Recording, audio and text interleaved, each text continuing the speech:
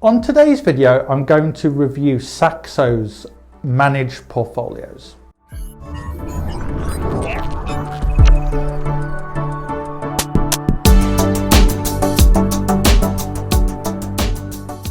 Now, I've talked before on this channel about different DIY investment platform options, and I have briefly mentioned options like Saxo before. And for many people who have watched this channel before, I've spoken about the positives and negatives about DIY investing. I'm not going to go through all the positives and negatives now, but the main positives are, yeah, it can be good if you know what you're doing, you've got emotional control. But most studies show that most people don't have that emotional control. They panic sell during crashes, they get too excited during the upswing and all that kind of thing.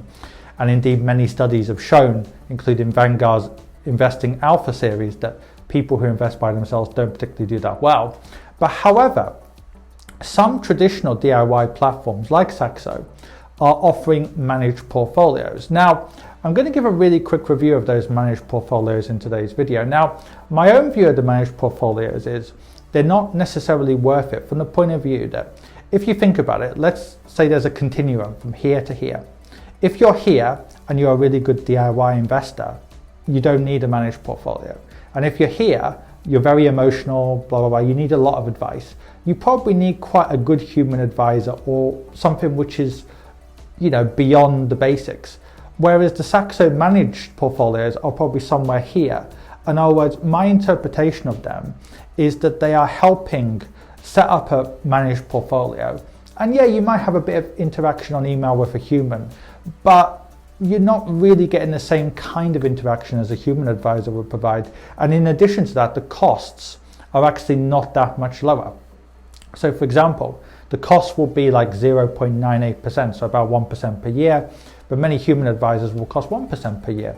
So I'm not saying they're a bad thing, but I think they appeal to a very small percent of people. In other words, those people who want to be on a so-called big investment platform like a Saxo, and they do like the idea of some human interaction, but they don't want to go onto a completely advisor-led platform. And that's a very small percent of people. The vast majority of people, I would say, either want complete, I wouldn't say dependence, but they really want to work closely with an advisor.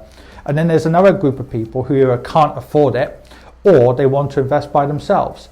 There are those small percent of people who might like this solution. I'm not saying it's a bad solution, I just don't see the value added. So from my point of view, actually, I think it's better if you're going to use Saxo, either just use it as a pure DIY platform.